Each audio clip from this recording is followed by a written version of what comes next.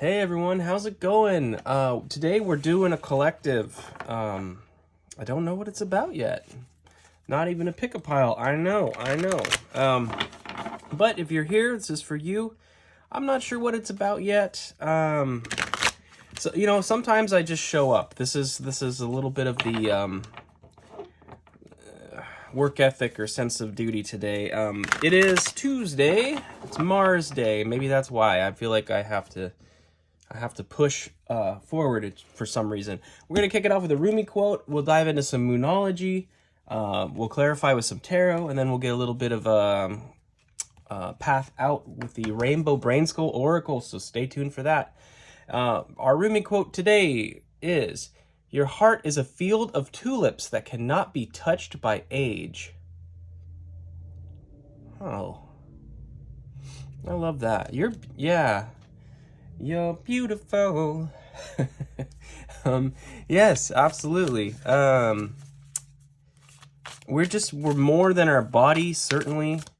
We're more than our minds too. Our mind is intrinsically connected. I'm sure most of you have seen the idea of the flower of life and a set overlapping Venn diagram of circles, and the body is part of the mind is part of the body, but the mind is also the sort of the gate that takes us into the soul, and the soul is sort of the gate that takes us into the spirit and so on. And holistically, you, my dear viewer, are absolutely beautiful. Like a field of tulips. Love tulips, by the way. They're great. They're one of my favorites. I wish they had more of a long-lasting effect in the flower world, but that's a topic for another day.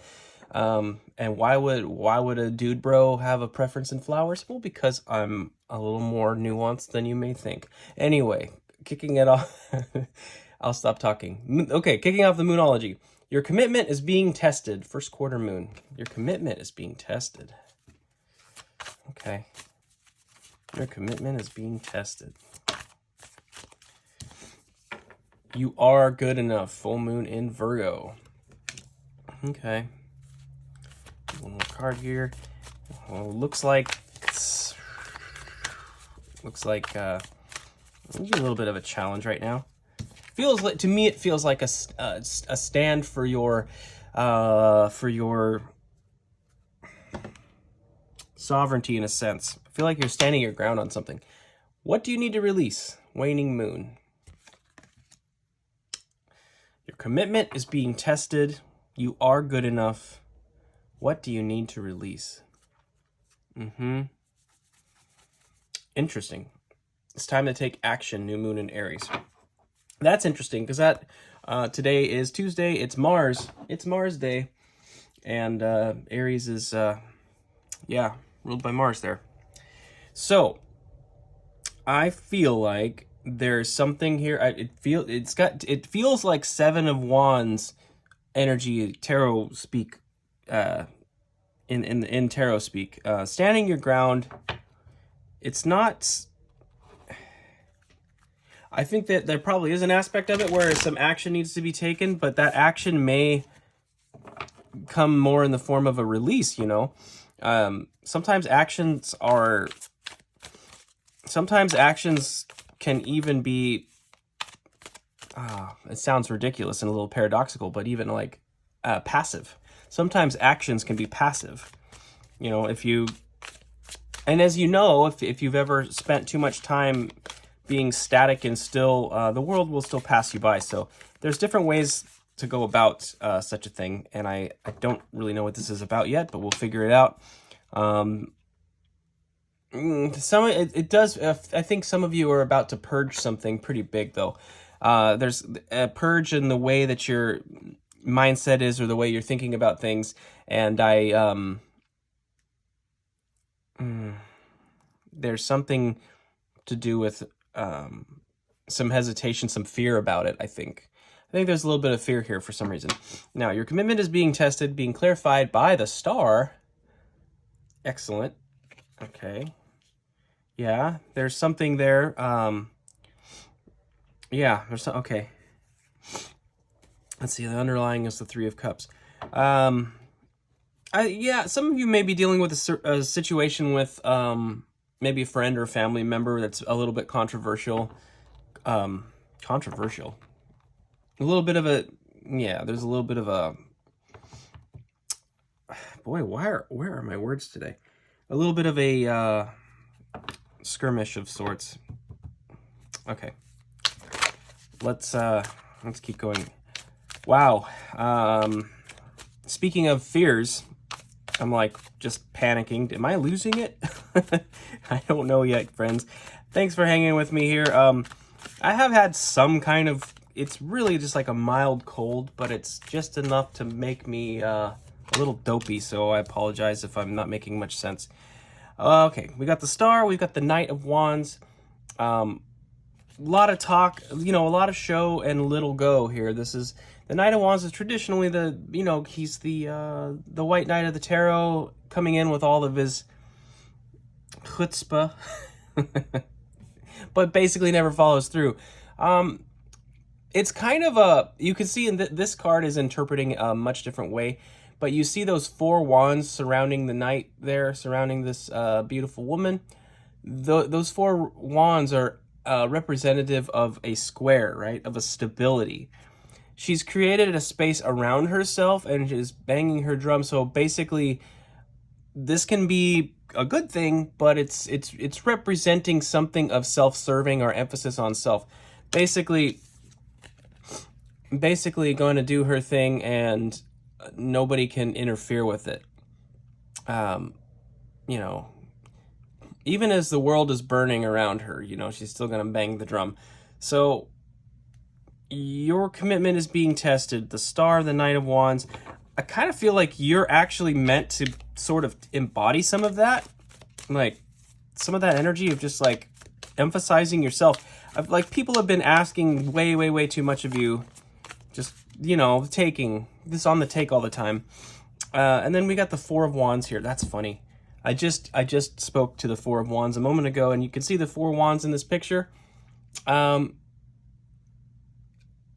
feel like you're supposed to let people sort of come to your tent, like your friends. We did have the 3 of Cups underlying before I started shuffling again, but you have to allow people to come to your tent, but your tent has rules, house rules, it's like, it's your house, your rules. You're actually the star of the show here, and it's because you found your true North Star. You found your map, and so you have confidence in behaving in the way that that you are, because it's your right. And the Page of Swords is one that establishes, sets boundaries and communicates those boundaries. You can write it down as a decree, almost as a law or a contract. You don't have to physically write it down, of course, but a clear understanding of what your boundaries are is absolutely critical. So your commitment is being tested. I have a feeling it's like a family or friend situation where somebody's pushing a boundary that shouldn't be pushed. But let's look at this. You are good enough. Let's get cards for You Are Good Enough. Thank you for hanging with me there. I was a little clunky at the beginning, but I feel like it's starting to make sense now. You are good enough. Cards for You Are Good Enough, please. All right. 6 of Cups. Yeah, okay. You could be looking into the past. It could be about a past person, a person coming back from the past, perhaps. Okay, there we go. Okay, that all goes back. We've got the 3 of Pentacles and the Queen of Cups. So 6 of Cups, 3 of Pentacles, Queen of Cups. A person from the past that you tried to work with on some sort of project. It could have been the actual workplace, but it could have just been somebody that you tried to work with. Seeing the 4 of Wands in the past, I mean, I could be speaking to somebody's story who was maybe married to the person in the past. This could have been an ex romantic situation. We've got the Queen of Cups here. She's so nurturing, and I feel like that's a big part of it. You gave enough. You gave enough. There's no. Don't allow anybody to think that you didn't give enough. You are good enough. You were good enough. You're what you brought to the table and what you offered to this person was more than enough. We have the Chariot underlying the deck here. So this could be a message for a Cancer. Certainly, I'm seeing the Queen of Cups there, and then the Chariot. It's like basically 2 cards of Cancer. It is.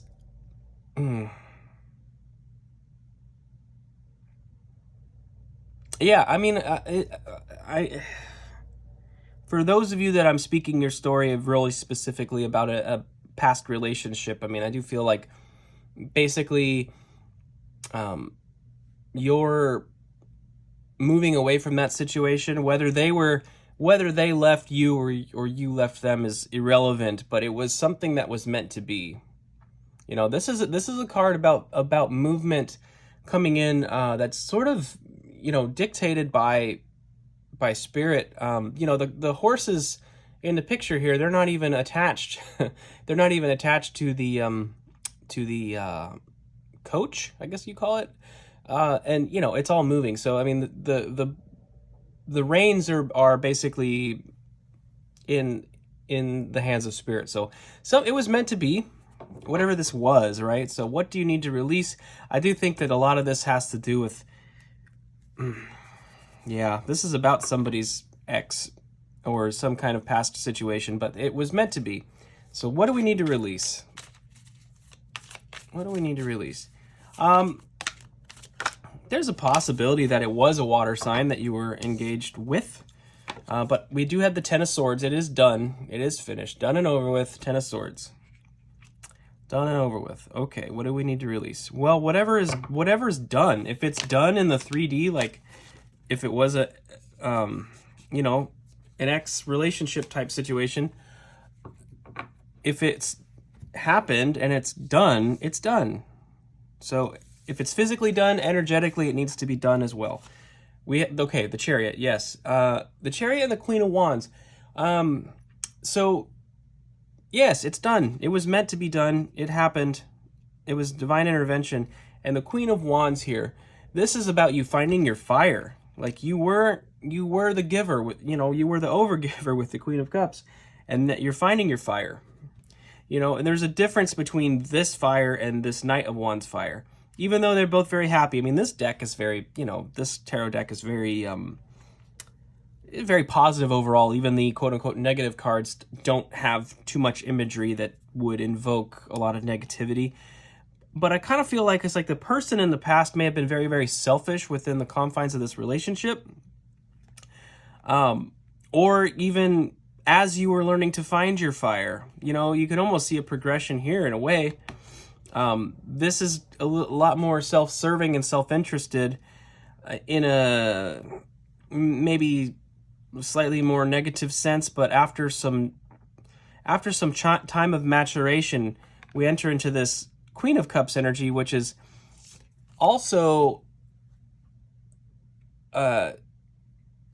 self-interested and self-serving, but in a much more positive way, because she has bigger things on her mind. This is, you know, this fire that she's holding is going to be a fire that actually not only serves her, but serves other people. It's much bigger. You know, the selfishness over here is the one who, you know, orders a whole pizza and eats the whole pizza because they want to eat the whole pizza.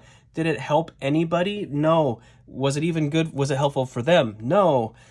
This person, when they do something self-serving, like I'm going to purchase I want a new computer, say a computer, because I'm going to use this computer to start my business, and my business is going to be helping people, right? I don't know. It's very vague. Again, my brain is still a little off kilter, but there's an insistence. There's an insistence and a dedication to staying focused on pursuing what it is you want, and it serves a higher purpose, and you have confidence in that, and that's the main thing. You need to have confidence in yourself here. The thing that's done and over with was meant to be removed from your life so that you can stay confident. Okay, so this process of releasing while recognizing that you're good enough, while standing your ground, all of these things, it was meant completely to help you find your confidence in yourself. Your heart is a field of tulips that cannot be touched by age. Yeah. Underlying the deck here is the Five of Cups. So yeah, I mean, to me, obviously there was an emotional setback, an emotional disappointment. I feel like it's important to make sure that you allow yourself the proper opportunity to go through any grief that you need to go through to release this, but understand that it's done. I do feel very strongly that this was definitely for somebody at the tail end of a relationship, maybe even a marriage. Doesn't have to be a marriage, but yeah, there's something here. It's like, love, relationships. I'm not gonna say love. Love and relationships are two very different things. Love doesn't have a shelf life, but relationships often do, and we conflate the two often, and that's not really the case. You can, in other words, if this is about a person that you love, you don't have to release your love for them, but you do have to release your attachment to them. That is a very different thing. You can continue to have love for somebody for the rest of your life, and it's okay, because love isn't about attachment. Love isn't about fulfilling anything. Love just simply is, and so, yeah, that's a difficult thing to get a hold of at times, especially when you're in the midst of being hurt, that, you have to allow somebody to go, but you can recognize the fact that you can actually continue to love them. And really, that's a powerful lesson to learn, and it really creates a situation on the other side of everything where you're very much, you're just much wiser on the other side of that, gaining that understanding. It's a profound understanding, and it's a difficult lesson to learn. So if that's the lesson, my heart's with you. Okay. This isn't even outcome. I don't know what this is. 3 oracles at the end that are a little bit light and bubbly, so we'll see. We'll see if it applies. Intercession, and how you know that's what you want exactly.